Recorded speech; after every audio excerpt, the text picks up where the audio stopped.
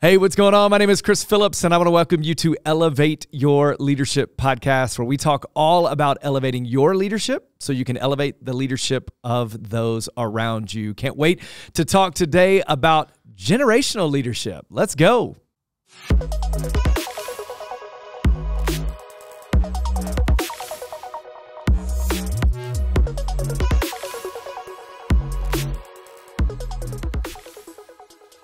Hey, come on.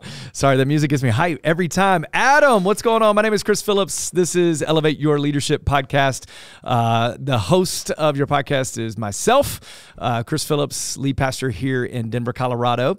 One church, multiple locations. God's been doing some great work here, but I'm also joined by my co-host, Adam Pelham. Adam, say what's up. What's up? What's up? Let's get it. Adam, let's add something new to the podcast this time. Okay. Can we do a heat check? Heat check on I'm the always shoes? down for a heat check. You're always down bro. for it? Okay. Especially when we match. We didn't do this on purpose, but they're both great. So Adam, you go first. Okay, little Jordan 1 low. Ooh, you gotta. okay. This is really a summer shoe. Yeah, it's not. But summer. you know what? I'm inspired. It's been like 65 here in Denver Yeah. the last few days. I'm like, I want it. So, a little Jordan 1 low bleach coral. Something Okay. slight, All right. And I've got the Jordan 1 highs, which is how you should be wearing Can't them, all be highs. with the coral laces on them and the coral on the top as well too. Let's go retro. So dropping the heat today. Hey, look, I'm really excited about this one. I think, Adam, even you and I sitting at this table really bring a lot to this conversation, because last time on the show we had Libby, my wife, who was talking about leading the next generation because she's a school teacher. And so how that works as a mom and as a school teacher, and even in the church setting.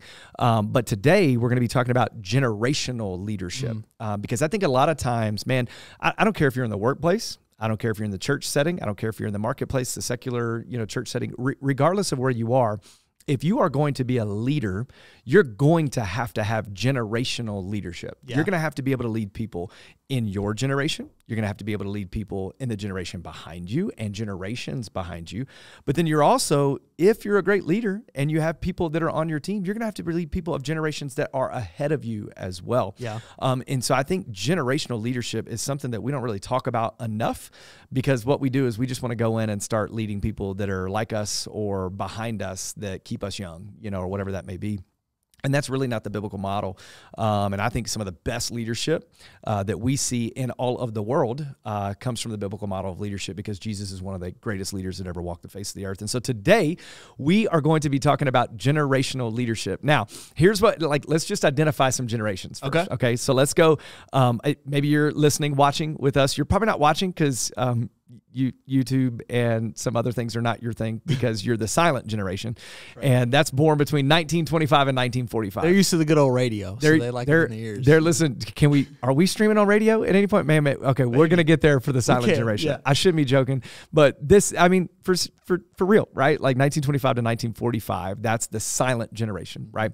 Then you go to the baby boomers. We got some boomers that are on here, right? 100%. Facebook full of boomers. For sure. Facebook is full of boomers. That's 1946 to 1964. Then you have Generation X. Let's go for the Xers out there. Shout out to Xers, man. Like our executive pastor here at the church, Tim Corbin, straight up Xer. Through and through, man. He is the picture of an Xer. And he lived in Seattle, which also makes me think there's a little bit more edge to that too, right? For sure. So that's born between 1965 and 1980. Then you're going to have millennials, right? There's some debate around this, in standards. And by the way, you can find different age ranges for all of this. Millennials are 1981 to 1994, right? So shout out to the millennials that are out there. Let's go. And then you have Gen Z. That's Gen Z is 1995 to 2000, right? Okay. They call us the golden generation. No, they call you Gen Z. That's actually what they call you. And we're not really sure what to call you yet, because we're still trying to figure it out. And then you have what they're calling Generation Alpha, right? A lot of this is, as it goes, we can look back retrospectively on some things, but Generation Alpha would be 2000 to 2015. Now, can I just make fun of myself for a minute? Absolutely. So I'm what's called a Zennial. Okay. Which I was born in 1980. So there's some dynamics around this between like when you were born and the influence of technology. The reason the years are becoming shorter in generations is because of the influence of technology and how much that impacts a generation, right? So 1980 is weird, right? Really what they've done is they kind of moved back and they have this like subsect of millennials and Xers, and they're calling it a Zennial, right? And so they would say it's between like 1978 and 1982. So you're right in the middle of it, right? So you were born where, you know, technology wasn't the end all be all, but you were still young enough when technology was around that like you're really in tune with technology, right? And so you have that now. The term that they came out with a little bit later was geriatric millennial. How does that make you feel? Womp, womp, womp. Like it's a great place for a sound clip, right? It makes me feel terrible. I'm a Zennial, not a geriatric millennial. Okay, I don't want to be geriatric anything, no. right? We'll leave that for the silent generation and everybody else. Whoops, silent generation. I love you. I just want you to know that. And so so I'm technically a Zennial. Adam, what are you? I'm a little weird as well. No. I mean, I like to Own it. You know, I'm on that cusp again of millennial Gen Z on the other side. Yeah. So depending on your studies, right, they all say the same thing. This one we got goes to 94. I was in 96. Yeah. I've seen some where it's like if you can remember 9/11, you're more of a millennial. I remember parts of it. I remember getting out of school and I was like, oh, this is. I didn't really remember the gravity of it. Yeah. And then I'm kind of weird. You know, I grew up with two older brothers that were a little significantly bit older. Significantly older. So like I kind of like resonate towards that late 80s, 90s vibe that millennials do more so than maybe other people my age. Okay. Like Michael Jordan's the GOAT, you know, Always. I can't. So like I'm in that kind of weird space. So I'm the same way. I'm kind of that weird hybrid. By the way, that's a whole generational like conversation too, right? Yeah. I mean, like you have such a generation that's like, hey, and I kind of like the hey, can we just have generational goats? I saw something the other day. It was generational goats. I'm for that. I was like, oh, dude, I'm all in on generational goats. And so Adam is the Gen Z generational goat. And so that's enough. So here's the thing, man. When you are leading and you're leading at high levels, you've got to be able to lead multiple generations, which means you can't say, oh, it's my generation. We're the best. You know, everybody in their generation thinks their generation is the best. Here's a cue. Your generation's not the best. Right. Every generation is different. Like there's good and bad about every generation, and it ebbs and flows. And if you are going to be a leader, if you're already a high level leader, or by the way, if you're trying to be a high level leader, you better be able to lead multiple generations, because no matter what you go into, there's multiple generations. Libby was on the show last time. She's a teacher, right? You have young teachers, you have teachers that have been there for a while, you have administration, you have everybody else. When you walk into that marketplace, like you've got to be able to lead multiple generations, right? You have teachers that have been there for 20, 30 years. Then you have teachers that this is their first year teaching, and then you have everything in between. By the way, you also have students that are there that you have to lead as well, which is the next generation, right? I mean, if you're in sales, right? Whether it's pharmaceutical sales or IT sales or whatever it is, you're going to call on one account that's got a certain amount of people that are in there that are a certain generation. Then you're going to have another account that's got people in another generation, right? You've got to be able to cross all of those generations if you're going to be successful at leading at any of those levels. And so if you are going to elevate your leadership, I really would encourage you and implore you to like really hone into how do we lead multiple generations, right? One of my favorite kind of just realizations that like wasn't as good as I thought I was, and my generation is not as good as I thought I was, is I was a young pastor, pastor on staff. This was like my first year as pastor on staff at a church in Tennessee. And I had just come out of the medical sales world, you know, and all that kind of stuff. So I'm still thinking I'm pretty good, you know, and everything. And so I walk in, and one of the things, the church that we were part of was very multi-generational, right? So I'm at birth to death, right? Which is awesome. Like, by the way, heaven, multiple generational, like it's multi-generational, right? Multicultural, multi-generational. Right. And so this church was that way. And so we walk in, and they wanted me to present just my story, like my testimony, my story to some people that have been around the church for a while. These people had a name for themselves. This is their name. All right. I'm not making this up, and I'm not making fun of them. I like be clear. They had logos, like some of them had jackets and a couple of polos with like this logo on it, right? This was their self-proclaimed name. They were the Romeos. Romeos stands for Retired Old Men Eating Out. They were the Romeos. I love it. Listen, and so like every Tuesday morning at Danvers in Memphis, Tennessee, 7 a.m., the Romeos met. And so the day that I went there were like 30. Yeah. And so 30 men, Romeos, retired old men eating out, 7 a.m. every Tuesday. And they wanted me to share my testimony. And I was broken. And here was why. I was like 31, 32 at the time. and not even 31, 32. I was probably, I was right around 30, 31. And I sat there, and as I was sharing my testimony with them, I looked across the room. I just stopped, and I just thanked them. And I said, hey, you all have been faithfully walking with the Lord longer than I've been alive. Woo. Like faithfully walking with God, serving in a local church, leading at high levels, married to their spouse, kids, grandkids, and everything else longer than I had been alive. Who in the world am I to think that I have everything under control? Yeah. And that was like a real defining moment for me. I love multiple generations. As we came into the Riverside piece downtown, it was taking over an older church in nature, right? The church had been declining for a while. The attendance was older and everything else. And I told that story to a lot of them. I said, hey, actually, the older generation is some of my favorite generations. Yeah. The realness, the authenticity, just the ability to say, I've been there, I've done that, I've walked through some really challenging times is just something to me that means a lot. And so we have to respect generations in a way that I don't think we see in culture a whole lot, right? Ageism and everything else is really real. For sure. But we need to respect those generations. Adam, talk about any type of time that you've been around different generations, whether younger or older or any of that, just not your typical Gen Z or millennials, but like, how have you been around different generations and what impact has that had on you today? Yeah, I always try to, I think the base of what I try to do is learn from each generation. Yeah. Even, I serve as our student director here, and even from those generations, learning from those younger, learning from those older. I think if we have that mindset, it's similar to what we've talked about in previous episodes of always wanting to learn. Yeah. Leaders are always learners from any generation. Yeah. And so I think if we have that mindset, you can start to see where the other generations are coming from a little bit. Learning, from what's coming and learning from the generation behind you as well. Yeah, no, I mean, it's good. One of the scariest verses in all the Bible for me, like all of the Bible, scariest verses. You've got Moses, who leads Joshua at a very young age, right? And so honestly, it's fun. I love watching that journey. And it's like, I mean, he came in as a young, and Moses just took him under his arm, you know, I mean, and Joshua's coming out like he's the guy, like he's all this kind of stuff. And then you get there, and then the transition happens to Joshua. And it's like, all right, you have all of this, but then here's the scariest verse. It's in Judges 2:10. And in Judges 2:10, it talks about the leadership transition, and then it says, and all that generation also were gathered to their fathers. And there arose another generation after them who did not know the Lord or the work that he had done for Israel. Wow. Yeah. Because of a lack of people leading and developing and engaging the next generation, and because of the generations ahead of the other ones not doing these things, there was a whole generation that did not know the Lord or the work that he had done for Israel.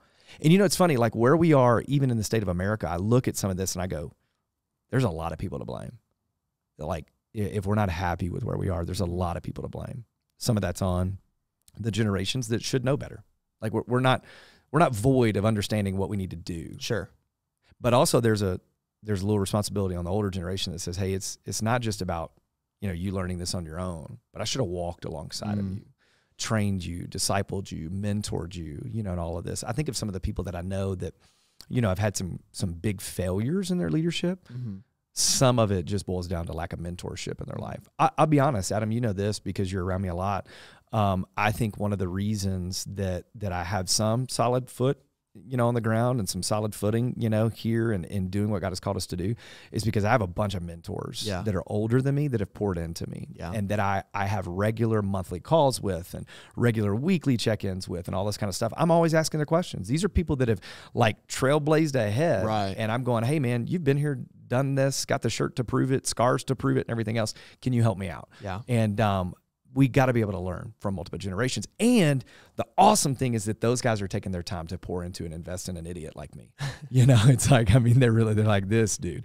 I can imagine they're like, Phillips, man, what a moron. He's asking this again. Yeah. How many times have I told him this? Right. And so just those people that, man, like Steve Stroop and guys like Vance Pittman and some of these guys that like, man, they are incredible leaders that Yeah. I'm just so grateful to be around. Steve Gaines and some other people that it's like, okay, I'm learning from these guys. Yeah. How about you, Adam? Is there anything that like scares you about the lack of continuity between generations and pouring into, investing in? Is there anything you see from your Gen Z millennial generation that you're like, I wish you geriatric millennials and Gen Xers would do this? Yeah. I definitely think that our generation is one of the more volatile generations when it comes to the thing, like the okay boomer kind of mindset. You know, my generation coined that, right? It's a but great it's like phrase. it's true, yeah. Great like phrase.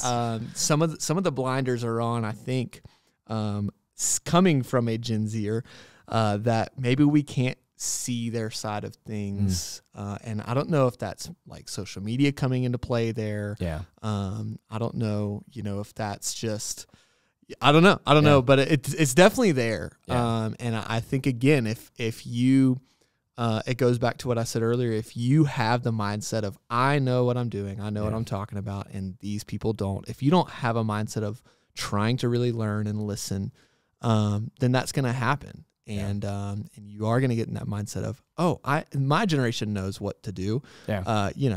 We were talking earlier, like my dad's generation, right? I don't even know, like pre-internet, how did you book a flight? Listen, right? Like there's things that I need to learn. I'm not even gonna lie. Hey, here's Adam's direct quote. He said, I was telling my dad, like it's not that hard. You have your phone, you do everything. He said, it's got to be way easier than when you like called airlines and had to get like an actual printed ticket. Right. That was way harder than it is now. For sure. It's funny how, different generations have different challenges, right? Yeah. What I think is easy might not be easy for somebody else. Yeah. What they think is easy, I don't even, what even is a yellow page, Libby right? and I- Like, or a phone book. A couple of years ago, Libby and I were walking through, I was 40 at the time, and we were walking through how she and I dated long distance and in the beginning of our relationship.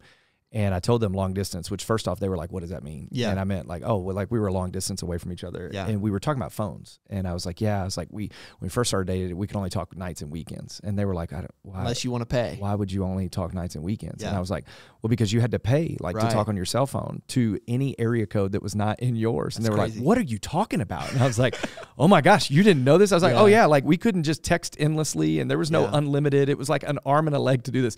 And we were also on AOL Instant Chat Messenger a little bit, we were there. They were like, what? Yeah. And I was like, this is before all of the technology. And so it's like, it's different challenges. And For so sure. here's the deal. I've got 4 ways that you can work with multiple generations and do it well. I think God has uniquely placed me in a couple of situations where like I've always been with multi-generational type of people, and I've always just had a heart for multiple generations, right? I love older generations and the experience that they have, but I also love the next generation. I love pouring into and investing in them. And so 4 ways that you can really begin to like really work cross-generationally, if you will. And the first one is this: identify that there's differences. Like you got to know those. Like you need to know why the silent generation is called the silent generation, why baby boomers are called baby boomers, right? I mean, like Gen Xers and all these things, like there's uniqueness to them, and we need to know those differences that are there, right? If we don't acknowledge and understand and know the differences, then we're just going to be going into it with our own mindset, right? And by the way, Adam, not everybody thinks like and talks like and makes decisions like me. Right. And so I've got to be able to do this in my leadership anyways. But really, I need to do it when I'm walking into a room where there's multiple generations in there. I got to know that this generation is thinking of this because of these reasons. And I got to know that this generation is skeptical of this because of these reasons, right? And so if I don't even know the differences myself within the generations and why people react and respond the way that they do, I'm setting myself up for failure, in leadership, right? An older generation is going to be much more stringent on like finances and things like that because of all that they had to walk through and experience with finances. And so it's like, hey, there's going to be some skepticism there, and it's like, hey, that's rightful, in their mind because of what their experience is. So I need to address that and handle it ahead of time. I'm not going to be able to do that if I don't know the differences, right? So if I can't understand the differences when I walk into that, then I'm never going to be able to do those. Adam, what's number 2? Number 2 for leading cross-generational ministries, if you remember it, go ahead and share it with the team. Number 2 is use the strengths. Ooh, okay, what do you think? What do you think that means? I think it means, again, taking the blinders off, saying, what can this generation do right? I was reading an article that you had sent me on this earlier, and talking about, hey, Some generations prefer a phone. Yeah. Some prefer an email. 100%. Some prefer a text. Yeah. Use the strengths, in different areas of communication with your team. Use the strengths in different areas of what people have learned in their generations and things like that. I think that's for sure huge. Even going back to the financial stuff, man, like, you know who I want, like, helping with financial stability in a situation or organization? I want some people that have been there and have some harder questions, right? For sure. I don't want people that are just going to be like, oh yeah, like, I've never carried dollar bills in my life, so I can just spend, and I don't know where it goes. Younger generations are like that. Yeah. But the older generations are like, hey, I remember when we didn't have to pay with our phone or these cards everywhere or online, and like, I had cash in my hand, and once it was gone, it's gone. And I want them to help me with financial stability and control, in those areas, right? And so it's like, use those strengths that generation has. By the way, if you're a silent generation or a boomer, or quite frankly, an Xer, you should probably be in tune with the technologically advanced generation of Gen Z, Gen Alpha, and millennials. Like, hey, find the millennial on your staff. Find the Gen Z on your staff and help you know that technologically advanced thing that you need to know that, by the way, will help you, right? Hey, here's a Todoist. Here's a task list. Here's some ways that you can use technology to your advantage. I know that you're prone to not want to do technology because I know the differences in our generation. Sure. But let me show you a strength of my generation that I can schedule out my time in a way that's actually going to help me, right? Use the strengths of the generations that are there. That's why we're given the differences, right? So that we can be a team and collaborate on those. That's good. The other thing is adapt where needed, right? That's number 3. Like, you got to identify the differences. You have to use the strengths, but then you also need to adapt where needed.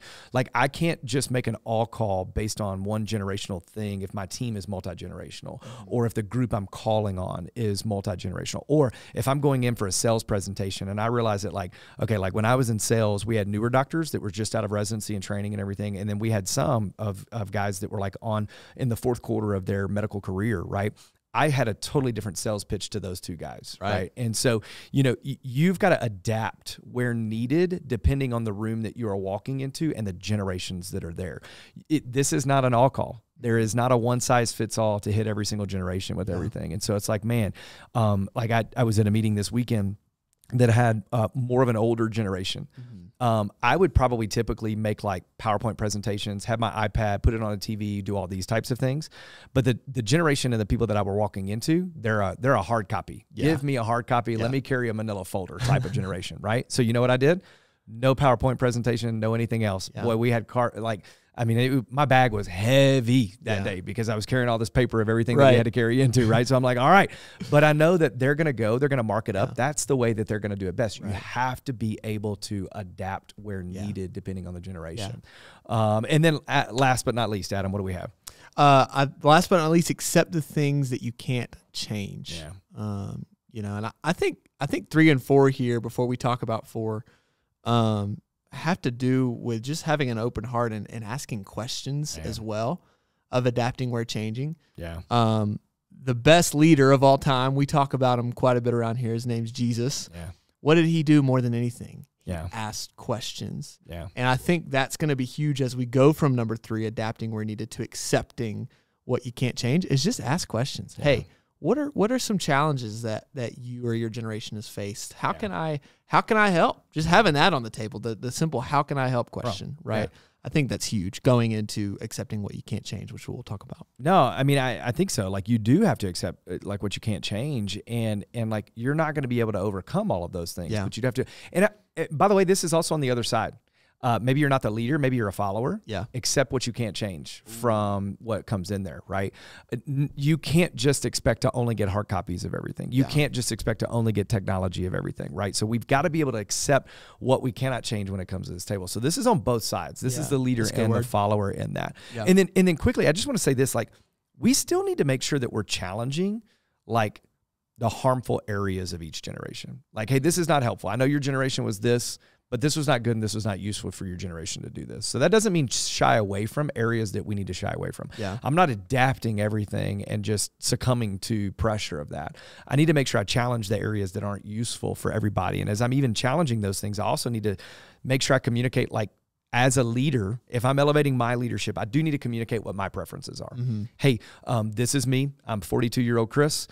This is what I'm prone to and accustomed to. This is the way I'm probably going to communicate. This is the way I'm probably going to do these things. If you need something different, let me know. But I'm just letting you know what my preferences are. This is the way I receive it best. This is the way I'm going to give it best, right? Yeah. And so making sure that we're constantly staying in that. The other thing is respect some boundaries that need to be in place, right? Like, I mean, like when you have a wide representation, you just need to set some guardrails. Yeah, for sure. Respect guardrails. Yeah. And put those in place so that you're not going too loose one way or the other in terms of generational leadership and everything else. And then here's the like hardest one. Too often when it comes to generational leadership, we play favorites. And I love mine, or this next generation is the next generation that we're leading, so I need to just focus all my effort and attention on the next generation. I said this a lot, Adam, when we came to begin the process of church planting here in Denver. Too many church planters, in my opinion, only want to focus on reaching the young people in their community that look like them. Yeah. And when you live in a city where 95% of people are spiritually disconnected from Christ, that means that there are multi-generational people that are spiritually disconnected from Christ and dying and spending a Christless eternity. And so if I come in and I only want to reach the younger people because that's like my favorite generation to reach, I'm essentially saying that I'm okay with the older generations dying and being separated from Christ. And I just can't be. Yeah. And so like I can't be okay with someone that grew up in an unchurched environment, whose grandmother grew up in an unchurched environment, and they're dying and spending a Christless eternity. And so if I'm just like, I'm just going to reach the young ones. Well, number one, that's not biblical. Right. Number two, it's not even practical. And number three, it's not reaching the city that God's called you to reach. Yeah. And so multi-generational has to be a focus. Right. Like we have to reach all generations, which is why we'll try to get this thing on radio so that we can reach some generations. I'm just kidding. What do you want to add to any of that? No, that's good. I mean, it's the mindset of we do not want Judges 2:10 to happen. Oh gosh. We don't want a generation to go without hearing the things that the Lord has done and without experiencing God in their own lives. And I think even too, like getting out of just in a ministry standpoint, even at work, like whatever it is that you do, man, you don't want your business to struggle because of a generational. You don't want like put it whatever in the blank there.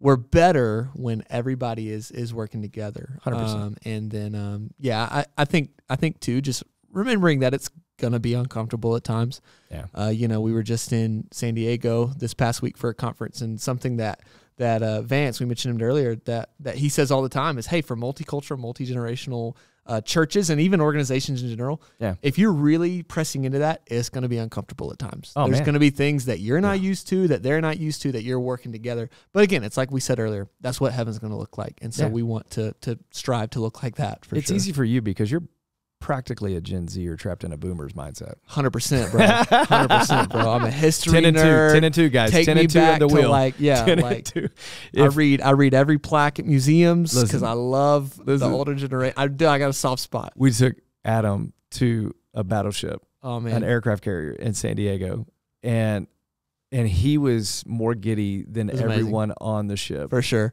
Older than the age of From where I'm from, you say I was in hog heaven. Yeah, I was in hog heaven. I was having a time. We were there for an hour and a half. I was like, man, are we really leaving now? If you're listening, it was time to leave. It still wasn't enough. If you're listening or still watching after all of that, if you've seen the Progressive Insurance commercials where don't try to be like your parents, let's go. I'm constantly coaching Adam in that. For sure. For sure. He's trying to figure out his phone and getting an airplane ticket on it. I'm just kidding. No, man, multi-generational approach. Here's my challenge to you. Take this and then go find someone that's older than you and younger than you in a generation and have a coffee or a meal with them. Go have a meal or a coffee or something with someone that is older than you in a generation and younger than you in a generation. Begin asking them questions. Hey, what are the differences that I need to know? What are the strengths that you have from your generation? Where do you think I need to adapt in my leadership, in terms of walking through and being a leader that leads multiple generational people? And then what do I need to just accept that I'm not going to change no matter what, right? What are some of these ways what boundaries do I need to set? Do I play favorites? Begin to ask those questions to those people. But man, hey, I hope you've enjoyed this. I hope that you can elevate your leadership based on what God has called you to do, where he's called you to lead and lead out. And I cannot wait to see you next time time as we have another edition and episode of Elevate Your Leadership podcast.